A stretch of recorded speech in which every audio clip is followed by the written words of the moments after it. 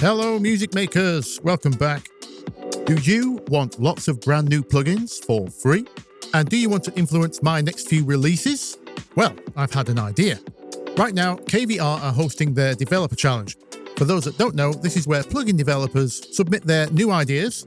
We, the lucky ones, get to try them all out, and then we vote for which ones we like best. And the winners win some cash. It's a great idea. They've been doing it for 20 years, and I thought it deserved a little more attention. So now all the submissions are in, I thought we could have a look at what's there while I give you my thoughts, first impressions, what's tempting me, etc. And then I'll tell you my idea on how we might make use of all this generosity. Let's have a look, shall we? As you can see, prize pool currently at just under $1,600. I've just tested it, and even though submissions and voting is over, we can still donate. So you've got until August the 4th. Let's show these guys some love. Now, next to each plugin is a download link. There's no signing in or signing up, just no friction, straightforward download. And even though it says at the top, downloading and voting was closed at July the 7th, you can still download them. In fact, you can still download all of the plugins from previous years too. As you can see, 56 entries, 52 for Windows, 44 for Mac. Most will be both, of course. Now, regarding my idea, I will be setting one rule for that, which is that the plugin has to be available on both. I'll explain everything shortly. So let's have a look, shall we? By the way, I've noticed this page randomizes the order each time you look at it, so don't be surprised if it's different when you have a look. Okay, first up is Voyage Voyage by Musical Entropy. They describe it as a shimmer reverb and drone machine. It appears to be a kind of infinite reverb. If you've ever used Paul X Stretch before, it seems to be a plug-in version of that. Clearly aimed at ambient music, but I could find all kinds of uses for this. Maybe a texture layer to pads, or sometimes you just need to fill up some space to make a track feel finished. And an ambient drone is sometimes the way to do that. Very nice interface, seems self-explanatory, and there's some audio demos below for you to check out. Okay, next up is Asterism by 0064FF. Very catchy hexadecimal name there. In their own words, Asterism is a channel strip centered around a multiband compressor oriented towards live performance. It's not the friendliest UI, but I can't criticize. Being a great coder doesn't mean you have to be a great artist as well. And that's one of the beauties of this challenge. Some of these plugins will be developed further down the line based on feedback. And indeed, if you look at the previous years of this challenge, yes, you can go back and download all the plugins from all the previous challenges as well. You can find early versions of plugins which became very popular, and not just freeware. So that's Asterism, the channel strip for those that want all the control. On to the next one, Retrospect by Conceptual Machines. If you've ever played with Growthbeat inside of FL Studio, this should look familiar. This effectively lets you warp time in real time. So the line is effectively your playback head.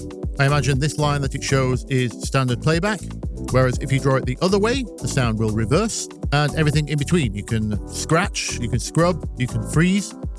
I reviewed a similar plugin last year called Time 12 or Time 12. This seems to be like that, but with a lot more control and some creative effects built in as well. Very cool. Next up is Toxic by Sound Rave. They describe it as a dual filter motion lab, apparently inspired by the filter section of a hardware VA synth. It's a dual filter design, routable in either series or parallel, each with lots of different selectable types and slopes, digital or analog. There's a drive section for the filter itself and pre and post filter as well, all with different selectable drive types. Which synthesizer are they referring to? That's what I want to know. I'm thinking either Waldorf or maybe Nord. The aforementioned motion comes from either an envelope follower or multiple LFOs built in. You can simplify the UI for live performance, and there's some built-in macros too. Looks very useful. Next up, Identity by Soka Labs. Wavetable synth with a little bit of a twist. It's for those that miss the university days. No, I'm not talking about the getting drunk and missing lectures. I'm talking about maths class. Remember graphing calculators? Quadratic equations? No? Oh. Well, this synth lets you create wavetables from entering maths functions. Yes, well, interesting idea. I think its highest potential is in those that don't know anything about maths, who'll probably get the most mental noises out of it by typing in random stuff. Rumble Room by BD Energy. I wonder what that stands for.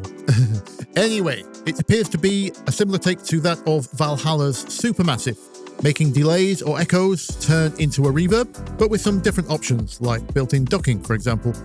The video demo wasn't very impressive, but on paper, lots of potential.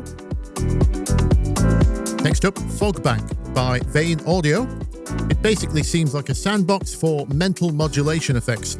It multiplies the signal up to 16 times. Each one of those signals becomes a node on one of these shapes, and then each one can go through its own effect and be modulated in all kinds of ways, making new shapes.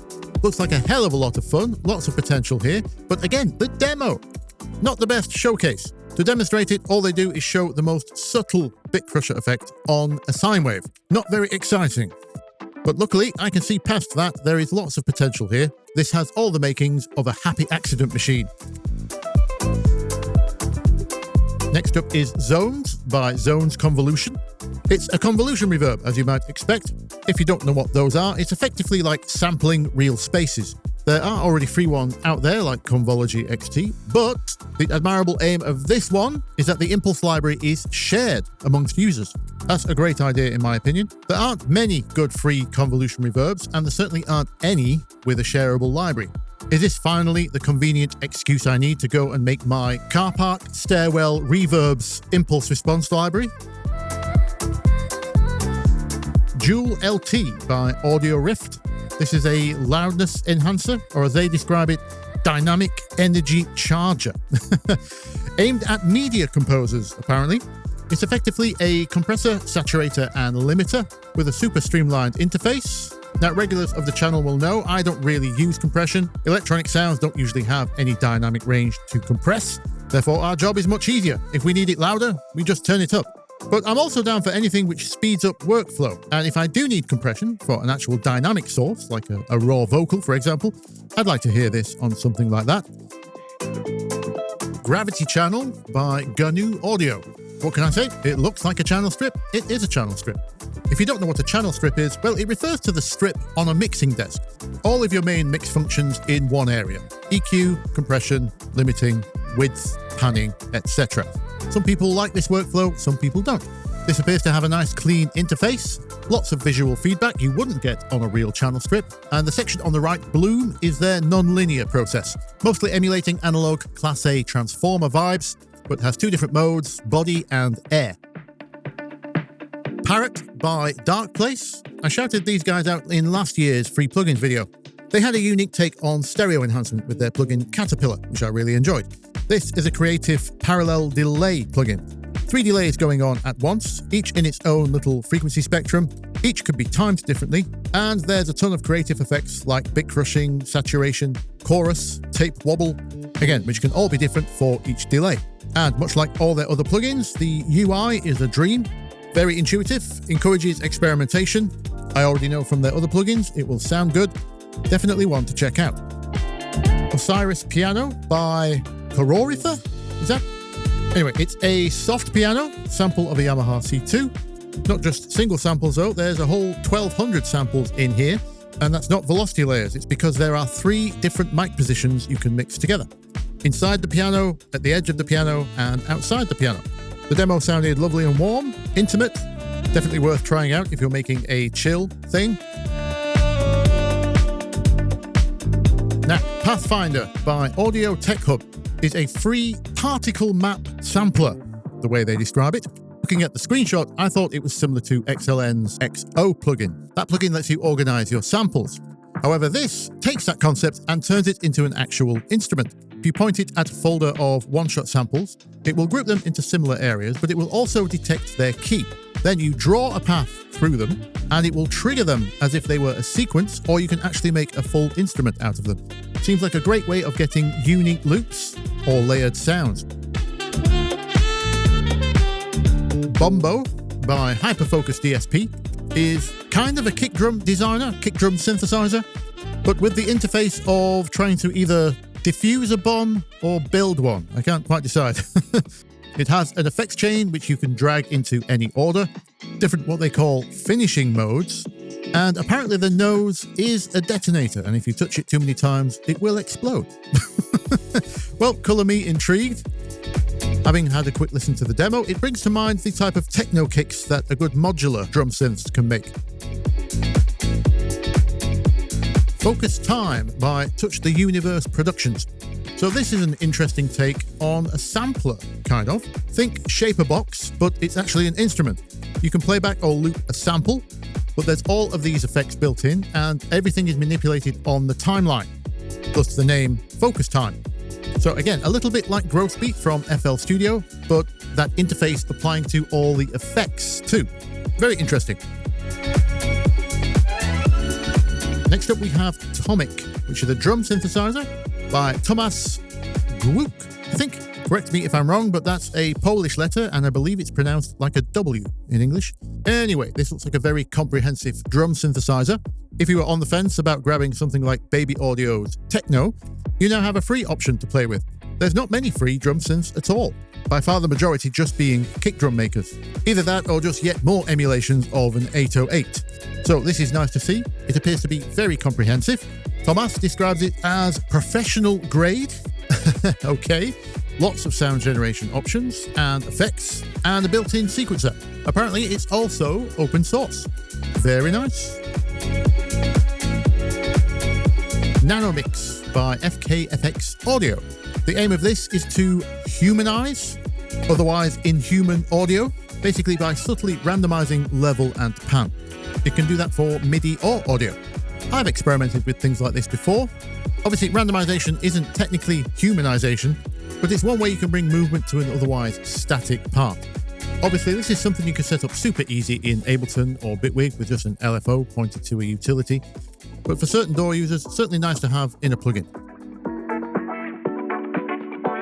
Melody Harmonizer by Bthelick. This is a MIDI plugin.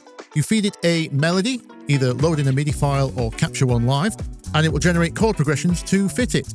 It has a built-in piano sample, so you can audition the chords. Then if you find some you like, you can drag the MIDI file back out into your DAW to trigger any sound of your choosing.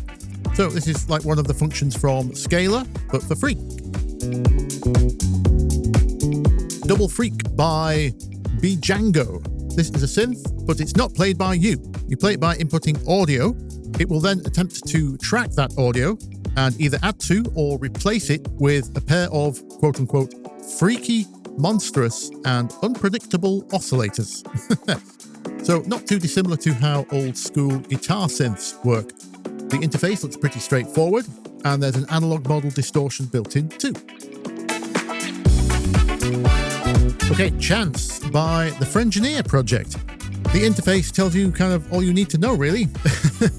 Very much what I would call an FAFO plugin. Does anyone remember a plugin called The Blue Glitch? They later renamed to Ill-Informed. They still make Glitch 2 to this day. And there was a rip-off of that called Effectrix by Sugar Bytes, I think. Anyway, they were multi-effects plugins, but the best bit by far was hitting the random button. You could get stutters, reverses, tape stops, stretches. You never know what you would get. And that's what's going on here. Having listened to the demo, it's actually a lot less random than you might think. Everything that came out of it seemed pretty useful, so check that one out.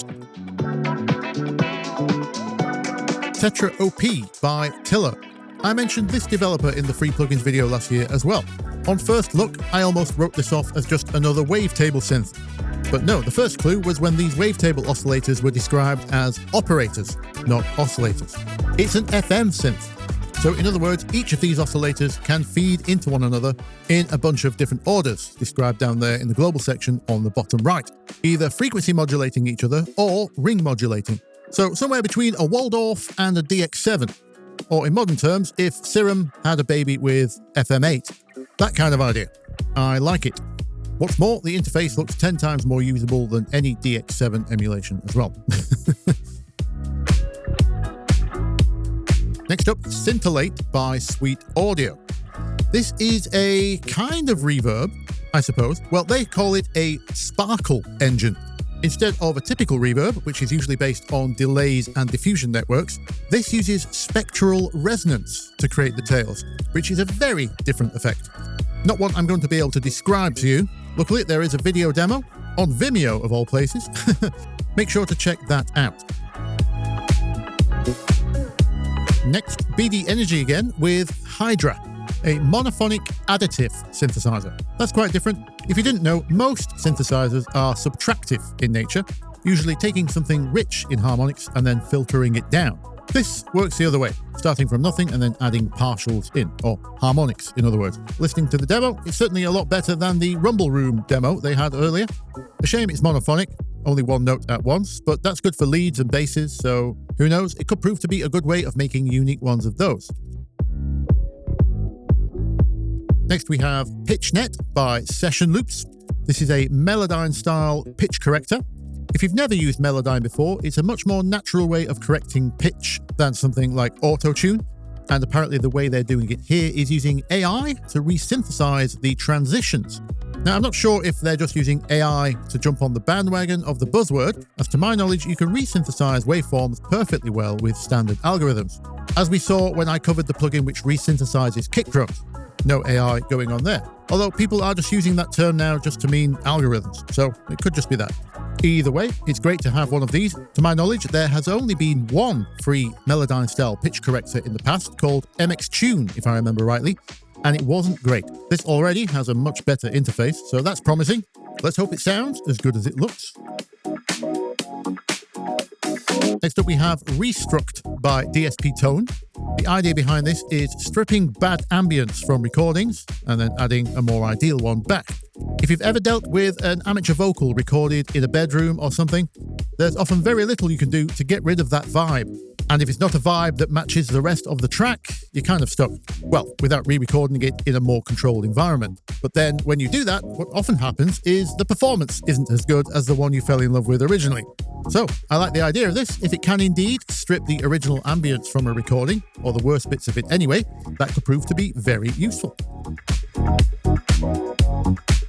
Next, we have, I'm just going to pronounce this nice, or maybe it's Ganice, I'm not sure.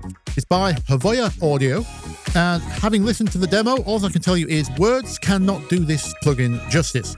On paper, it's a multi-stage resonant filter, but in practice, it's a filthy, bendy monster of a processor which will force you to make the bass face. You know the one. Seriously, just listen to the demo, thank me later. I don't care if this one gets chosen for my idea at the end, I will be finding a use for it anyway. Here we have Reverie by Quiet Music. The premise of this is the same as sympathetic strings. If you don't know what those are, it's basically how a piano works, or instruments which include drone strings like a sitar and lots of other South Asian instruments. Basically, if you were to shout into a piano, all the strings similar to the pitch you just shouted at would resonate. But not just the fundamental pitch, all the harmonics as well, all the octaves. It's what makes a real piano so alive sounding, and it's why sample pianos can't really capture the same thing. So that's the premise. But this plugin isn't just for making bad pianos sound more realistic. You can throw any sound through it, and it will resonate. All the strings are tunable. There's different materials to select from, like nylon, steel, etc. It's got looping and reverse modes. Looks very interesting. This one took me a few attempts to say. Automatizer by ZZ Sound. At first glance, this looked like any other synth. And then I realized I was looking at 12 filters. More than I've ever seen in any one synthesizer at all. And in the demo, they were all on the move. So it appears to be a synth heavily focused on modulation. The description states, all knobs are automatable via a dedicated multi-slider. I don't know what that means, but as far as I can tell, it's their word for envelope or LFO. And the twist is, instead of 3 LFOs or 4 LFOs to work from, every parameter can have its own. So basically a breeding ground for extremely complex modulating patches. Interesting. Danob by Dubforge is a filter. It's a filter. This all hinges on a JFET simulation. If you don't know what a JFET is, it's a junction field effect transistor, which is a type of analog circuit. They've emulated one of those. So it all hinges on how good that sounds, really, because the rest is standard filter stuff. You have your modes here, low pass, high pass, band pass. I'm not sure if that's morphable. Slope and resonance, and then some movement options via LFO and a follower, envelope follower, which does have sidechain capability. WayQ by WayMusic is an EQ purely focused on fast tone shaping. No gimmicks, no analog modeling, not surgical, not lots of bands. So seemingly an antidote to Pro Q or ZL EQ. Well, we certainly don't need any more EQs, but as I always say, I'm certainly down for stuff that speeds up workflow, so could be useful. VXBX, or VuxBux, Voxbox without the vowels, is a vocal processor by Maciel Audio aimed at rock and metal vocals. Now, whenever I hear something like that, that instantly makes me think it might be more interesting on other genres it wasn't intended for. After all, how many electronic music genres have been invented from quote-unquote misusing a certain piece of technology? The part which looks most interesting to me is the lack of tone control. There's clearly a compressor type thing in the middle, and then on the right we have 5 different delays and reverbs, a noise suppressor, whatever aggro mode does, but then no traditional EQ or anything, just these modes in the bottom left, which I presume are just preset tone shaping options, which again appeals to my speed of workflow thing. Instead of diving into the specifics of an EQ, maybe you can just select one of those modes, then you set your level with the compressor, and then any ambiances you want, like delays and reverbs, and done. If that's what I'm seeing, could be very interesting. Not just for vocals, maybe leads. Okay, Oranos, or Auranos 7 by John Crosby Acoustics. I wonder if that's John Crosby of Vast fame. Anyway, you don't need my take on this. I'm just going to read the paragraph that's here because it's perfect. This is not another DX7 clone, it's a revenge, a tribute, and a love letter, all in one. This is an FM synth, but with a much friendlier interface than most, as it says, built by someone who's been inside the DX7 submenus since 1984. Yes, if you've ever tried programming a real DX7, you would know the pain. Rumour has it that some people are still lost in those menus to this day. And again, this perfect summary, he says, the DX7 stole 40 years of my life. This is what I got back. Yet again, I keep rattling on about speed of workflow in this video, and if this is indeed an easy to operate FM synth, I am all ears. Skyverb by Kellergorm is an interesting approach to atmospheric reverb. It works in 2 layers, the sky, which is this in the middle here, and the stars, these 2 you can see right here. The sky being the continuous wash, the long tail, and then the 2 stars are described as binaural events. That means they're not panned in a traditional stereo sense by adjusting volume in each speaker. That doesn't represent the way we hear. These use something called HRTF, head-related transfer functions. It's a much more accurate way of doing spatial position, the way our hearing actually works. Now, in most traditional reverbs, you would have your early reflections and then your late reflections. So in this case, it might be the stars reflecting first and then the wash that comes afterwards, which would be the sky. However, with Skyverb, apparently that doesn't have to be the case. There's independent controls for the 2 layers, which seems very simple to use, and they've even considered the non-headphone users. HRTF positioning is best on headphones. Can sound extremely 3D, but terrible for monocompatibility. So there's a special speaker mode just in case. Very nice to see. Next we have Orbinator by audiodev.blog. Yet another twist on a wavetable synth. Fortunately, no maths equations in this one.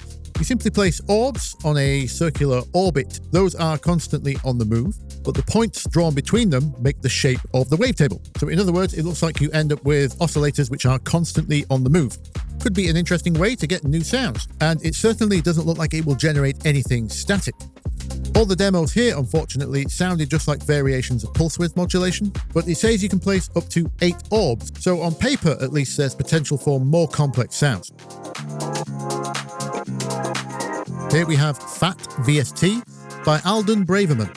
It's listed as a loudness processor, which I initially rolled my eyes to, but then I saw the parameter list. There's frequency shifting, buzz, dispersion, certainly not typical loudness methods.